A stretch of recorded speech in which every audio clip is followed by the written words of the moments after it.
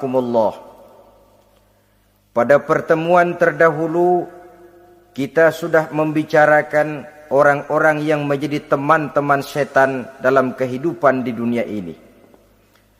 Maka pada pertemuan kali ini kita akan membicarakan tentang siapa yang menjadi musuh-musuh setan di dalam kehidupan. Dengan satu catatan, berbahagialah mereka yang menjadi musuh-musuh setan, tetapi celakalah mereka yang menjadi teman-teman setan. Bagaimanapun juga di dalam kehidupan ini, apabila orang telah memproklamirkan bendera permusuhan kepada kita, maka kita tentu seharusnya bersikap waspada dan mawas diri.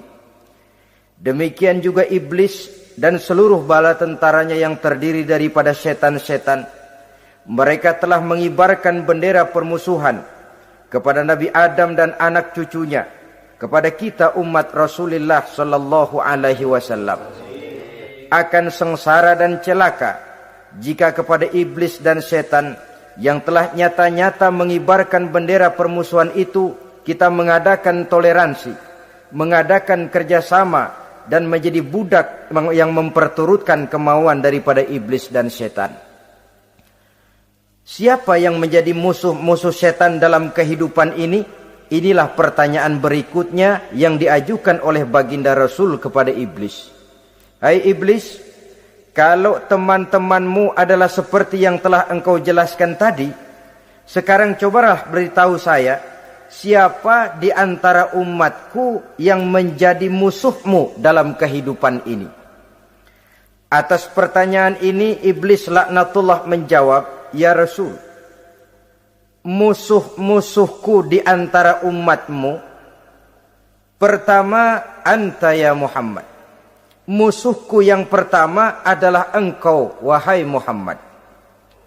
Kenapa iblis mencatat Nabi Muhammad sebagai tokoh nomor 1 dalam deretan musuh-musuhnya? Mudah difahami. Pertama, keberadaan Rasul merupakan rahmah lil alamin, rahmah bagi lingkungan.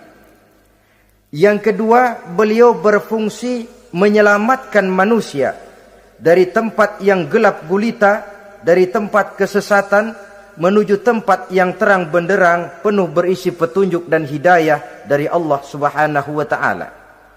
Maka menurut iblis inilah manusia perintang pertama atas segala daya dan usahanya menggelincirkan manusia ke jalan yang dimurkai oleh Allah Subhanahu wa taala. Kalau kita baca sejarah, risalah yang dibawa oleh Nabi Muhammad ini memang merupakan risalah yang membawa rahmah bagi alam sekitarnya. Ada sedikit perbedaan dengan risalah-risalah sebelum beliau. Sepertinya risalah yang dibawa oleh para rasul terdahulu itu mempunyai efek yang langsung pada kehidupan di dunia ini. Nabi Nuh misalnya menyampaikan agama. Hai umatku, ini agama. Umat menentang, turun banjir yang menenggelamkan orang-orang kafir. Azab diturunkan pada waktu itu juga pada saat nabinya masih hidup. Jadi azabnya itu jenis cash, kontan. Nabi Soleh, hai umatku, ini agama. Mereka menolak, turun gempa bumi yang amat hebat menggulung orang-orang kufur. Nabi Musa, hai umatku, ini agama. Mereka menolak. Sebagian ditenggelamkan di Lautan Merah, sementara sebagian lain dikutuk menjadi monyet-monyet yang hina, seperti diceritakan dalam Al-Quranul Karim.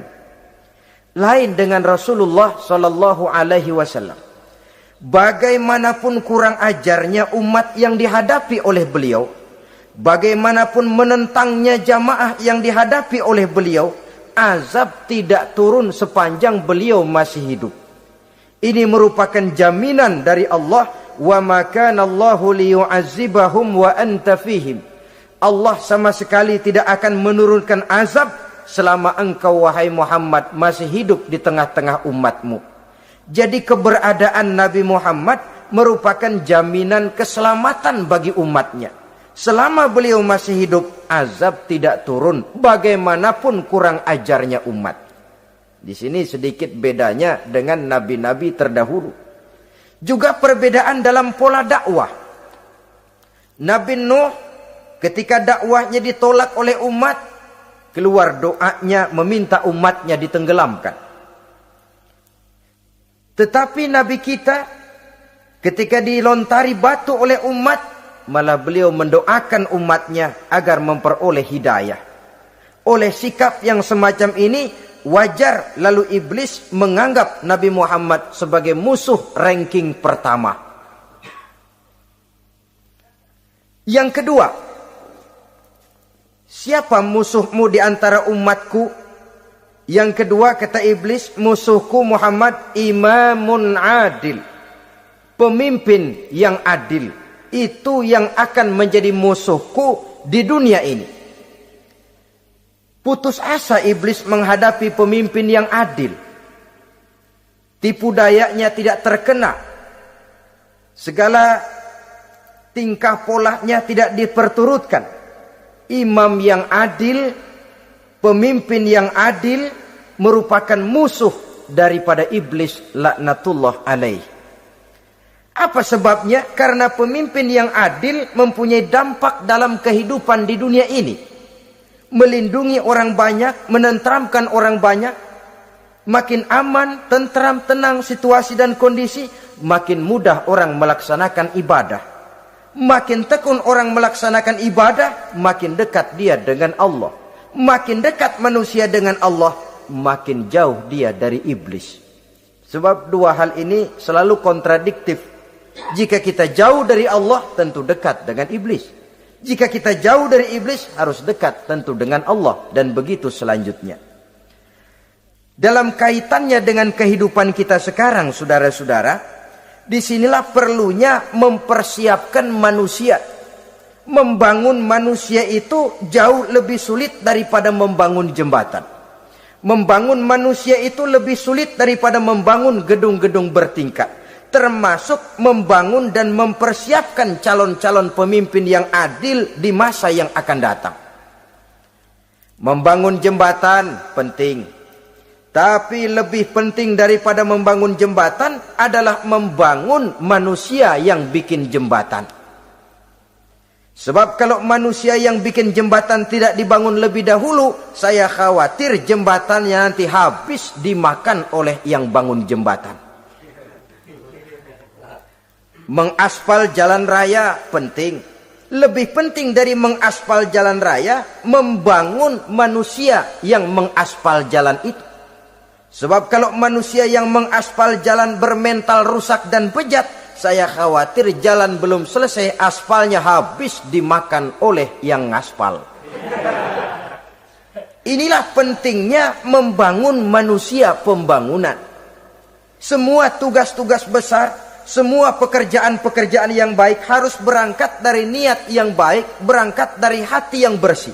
Siapapun adanya kita, apapun profesi kita. Yang jadi kiai, marilah berangkat dari niat yang bersih. Yang jadi mubalik, marilah berangkat dari niat yang bersih. Niatnya itu mau menghidupkan Islam atau mau cari hidup jual Islam. Kalau mau menghidupkan Islam, mari sama-sama kita berjuang. Tapi kalau mau cari hidup untuk dengan menjual Islam, minggir saja daripada nanti bikin malu. Yang mengurus masjid, mari berangkat dari niat yang bersih. Ngurus masjid itu niatnya mau menghidupkan masjid atau mau cari hidup di dalam masjid. Kalau mau menghidupkan masjid, mari. Tapi kalau mau mencari hidup di dalam masjid, tolong minggir saja daripada nanti bikin aib.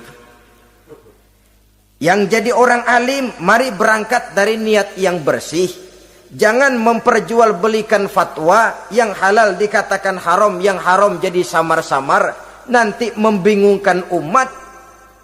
Berangkat dari niat yang bersih, membangun manusia pembangunan. Ini barangkali istilah yang lebih kena. Saudara-saudara kaum muslimin rahimakumullah. Setiap kita pada hakikatnya punya bakat. secara fitrah yang kita bawa. Bakat apapun kita ini punya. Saudara punya bakat jadi pemimpin, saudara pun punya bakat jadi pengkhianat. Saudara punya bakat jadi orang soleh, saudara juga punya bakat jadi orang salah. Saudara punya bakat jadi orang besar, saudara pun punya bakat jadi orang hina. Seluruh bakat ada di dalam diri kita. Tinggal nanti pertumbuhannya mana yang lebih subur. Saudara punya sifat berani, saudara pun punya sifat takut. Seberani-beraninya orang mesti ada sifat takutnya. Nanti mana yang tumbuh lebih subur? Kalau takutnya tumbuh lebih subur, dia akan jadi orang penakut.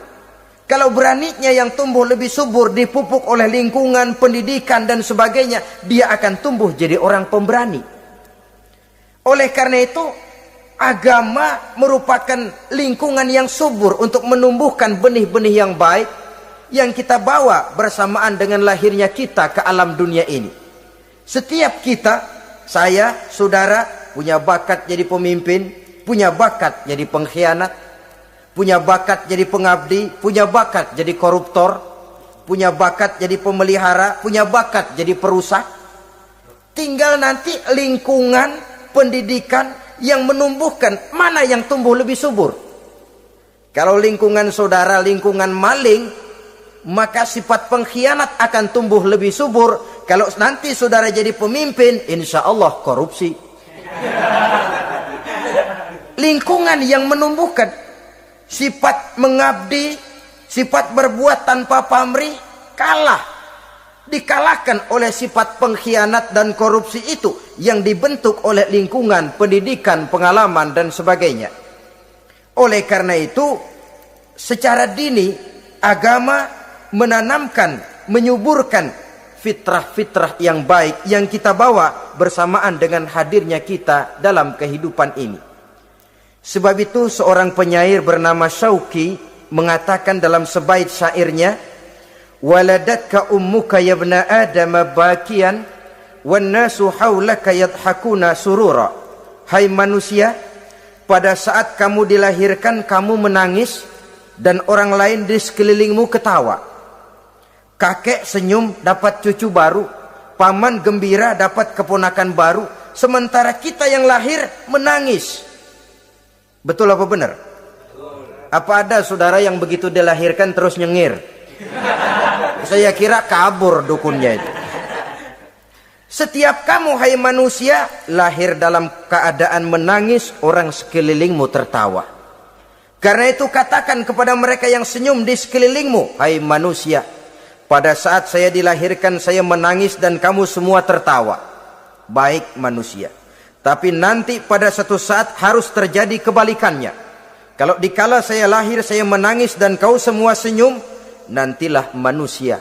Kalau satu saat saya meninggalkan alam dunia ini, saya akan berangkat dengan senyum. Dan kalian semua akan berurai air mata. Kalau perlu dari Sabang sampai Merauke kibar bendera setengah tiang. Kalau perlu. Jangan terbalik, kita mati melotot orang malah gembira. Karena hidup selalu membawa sifat-sifat yang merusak. Inilah orang kedua yang menjadi musuhnya iblis dan beruntung menjadi musuh iblis. Siapa? Imamun adil, pemimpin yang adil. Saudara-saudara kaum muslimin rahimakumullah. Yang ketiga musuh iblis, ghaniyun mutawadhi, orang kaya yang rendah hati, orang kaya yang tidak sombong. Kaya apa saja, baik kaya oleh karena ilmu, orang yang kaya karena ilmu disebut orang alim. Baik kaya karena materi, orang kaya karena materi dinamakan hartawan. Baik kaya karena kedudukan, orang yang kaya karena kedudukan dinamakan pejabat. Orang kaya yang rendah hati itu musuh iblis. Beruntung dia menjadi musuh iblis. Iblis tidak senang ada orang kaya tidak sombong. Tapi iblis paling senang kalau ada orang kaya sombong. Lebih senang lagi iblis kalau ada orang miskin sombong. Masya Allah. Orang kaya sombong, walaupun iblis senang, Orang masih bilang pantas saja dia sombong kaya, apaan aja punya. Udah miskin sombong, kira-kira yang disombongin apaan? Dalam segala bentuknya sombong ini Allah tidak senang. Tapi iblis senang. Kenapa? Karena sponsor sombong iblis.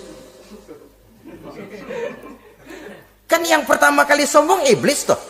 Ketika disuruh sujud kepada Nabi Adam, dia nggak mau. Ini kesombongan pertama yang terjadi dalam sejarah. Ketika ditanya, kenapa kau tidak mau sujud iblis? Ah, saya kan dibikin dari api, Adam dari tanah. I am the best. Saya lebih hebat daripada iblis, daripada Adam. Adam baru kemarin dibikin, saya sudah lama. Kata Allah, kamu sombong iblis, ini surga bukan tempat orang sombong. Keluar! Terusir dia dari surga. Jadi, kesombongan pertama adalah kesombongan yang dilakukan oleh iblis. Dan dia tanamkan itu kepada kita, supaya jadi orang sombong. Karena itu, sombong ilmu, Allah nggak senang, tapi iblis senang. Mentang-mentang ada ilmunya. Nih, satu-satunya ustadz di sini ya. Semua mesti ngaji sama gue. Kalau nggak ngaji sama gue, Islamnya kurang tapi bener. Sombong karena ilmu. Sombong karena pangkat. Mentang-mentang pakai bintang di pundak, jalan pundak duluan. Yang wajar saja hidup ini. Sombong harta pun begitu. Kaum muslimin rahimakumullah. Orang kaya yang rendah hati dimusuhi oleh iblis, tapi dicintai Allah, dicintai Rasul, dicintai malaikat. Caranya bagaimana? Kembali kepada satu kesadaran bahwa pada saat terlahir ke alam dunia ini tidak ada yang pernah kita bawa. Kalau sekarang kita punya rumah, punya kebun, punya kendaraan, punya pabrik, punya segala macam benda, apa itu? Titipan. Pada suatu saat akan diambil kembali oleh yang menitipnya. Kalau titipan itu pandai kita jaga, pandai kita syukuri, titipan akan makin banyak. Sama juga kita dalam kehidupan. Kalau orang bisa kita percaya, saya mau pergi ke luar negeri, rumah saya titip kepada tetangga. Saya pulang dari luar negeri, isi rumah tetap, tidak berkurang. Malah dibersihi, malah disapu, dihilangkan kotorannya. Tentu bukan main syukur saya, girang saya. Akan bertambah kepercayaan saya untuk menitipkan apa saja. Ini makna la in syakartum la azidannakum wa la in kafartum inna azabi lasyadid. Kalau kamu pandai bersyukur, aku tambah nikmat. Tapi kalau kamu ingkar, azabku teramat pedih. Artinya apa? Nikmat bisa berubah menjadi azab kalau kita tidak pandai mensyukurinya. Ma'asyiral muslimin rahimakumullah, orang yang kaya ilmu lalu rendah hati, tidak selalu ingin menonjolkan diri. Ini kadang-kadang yang tanggung ini yang bikin berabe. Alim bener enggak, geblek bener juga enggak. Yang sedikit-sedikit mau nonjolin diri. Kalau enggak jadi imam enggak mau ke masjid. Enggak jadi imam enggak mau ke musola. Pokoknya kalau enggak jadi imam marahan sama musola. Macam mana? Saudara-saudara kaum muslimin, rendah hati. Tidak selalu ingin menonjolkan, sebab orang yang selalu ingin menonjolkan dirinya biasanya orang yang kekurangan kepercayaan kepada kemampuan dirinya sendiri. Dia selalu ingin dinomorsatukan. Dia selalu ingin ditempatkan pada ranking teratas. Dia tidak percaya diri. Orang yang percaya diri dapat bersikap wajar dalam kehidupan. Begitu juga kaya karena harta, dengan menyadari bahwa harta bagaimanapun banyaknya titipan dari Allah. Pada suatu saat akan kembali, dia harus dimanfaatkan sesuai dengan kehendak yang menitipnya. Begitu juga kaya oleh karena pangkat, kedudukan dan jabatan. Pada suatu saat jabatan itu akan hilang dari diri kita. Karenanya sering saya jelaskan bahwa pangkat di dunia ini yang paling tinggi pensiun. Titel yang paling akhir almarhum. Saudara setuju atau tidak, titel itu akan saudara dapat. Bagaimanapun kita cinta kepada pangkat, kedudukan, entah pada akhirnya satu saat akan sampai kepada posisi yang namanya pensiun. Kalau sadarlah kita kepada pemikiran ke arah sana, maka untuk mencapai kekayaan, baik kekayaan harta, kekayaan kedudukan, tidak lalu menghalalkan segala cara untuk mencapai tujuan, tapi dibatasi oleh norma dan kaedah yang harus dia taati, baik kaedah agama maupun kaedah bernegara. Inilah orang ketiga yang menjadi musuhnya iblis, orang kaya yang rendah hati, orang kaya yang tidak sombong. Yang keempat, saudara-saudara, tajirun shadiq, pedagang, pengusaha yang jujur. Iblis gedek betul,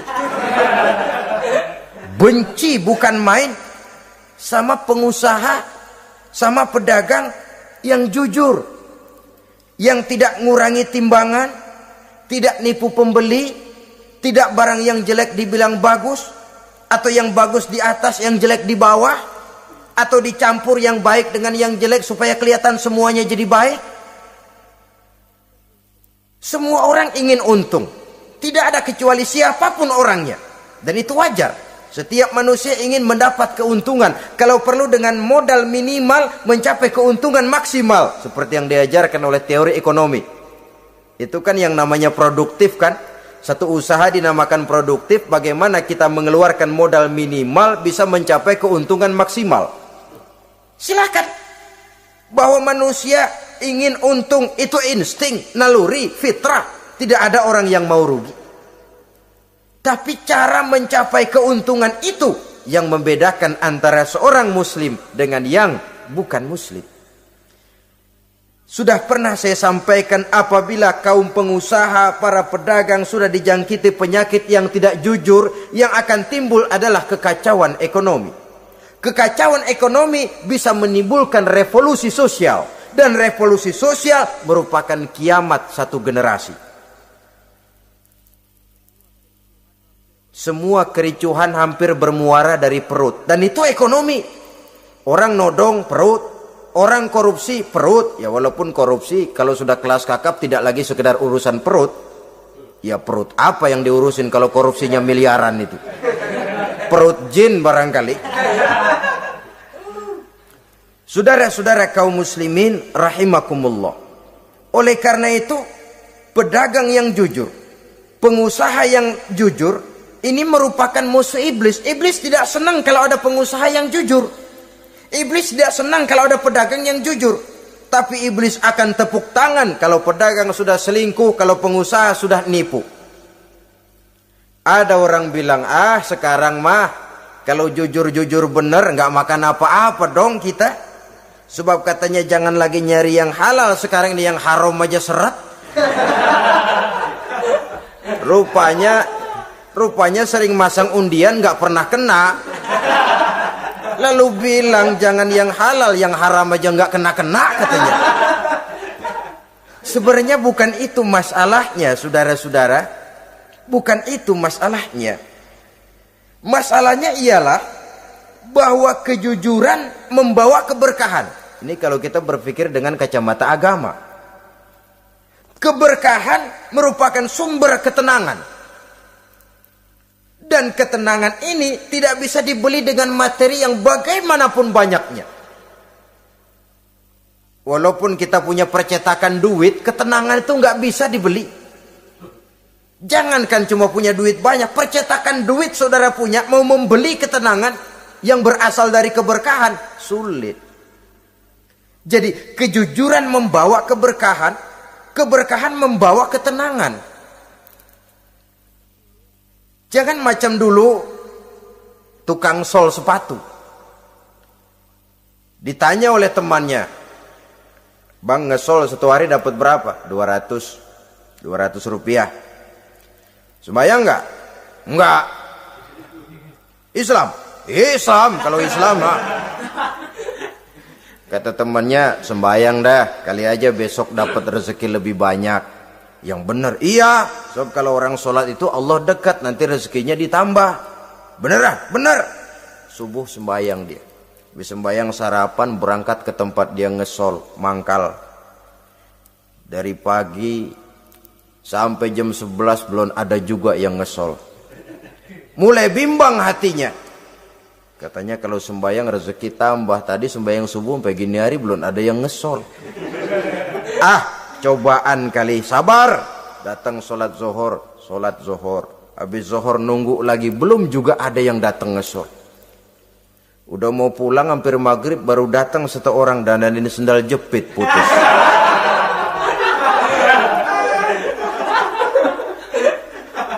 Sudah bayar 25 rupiah, pulang dia si tukang sol ini, ketemu sama temennya yang nyuruh sholat tadi. Ditanya, bagaimana penghasilan ini hari? Apa dijawab? Gua kapok deh sembahyang.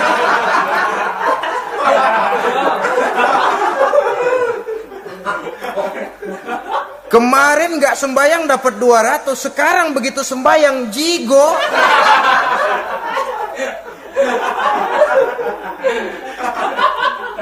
Dia tidak sadar bahwa dengan dari kacamata agama 25 rupiah yang membawa berkah jauh lebih baik ketimbang 200 uang panas.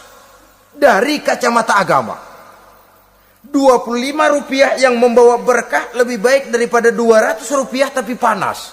Sebab panas menjauhkan kita dari ketenangan.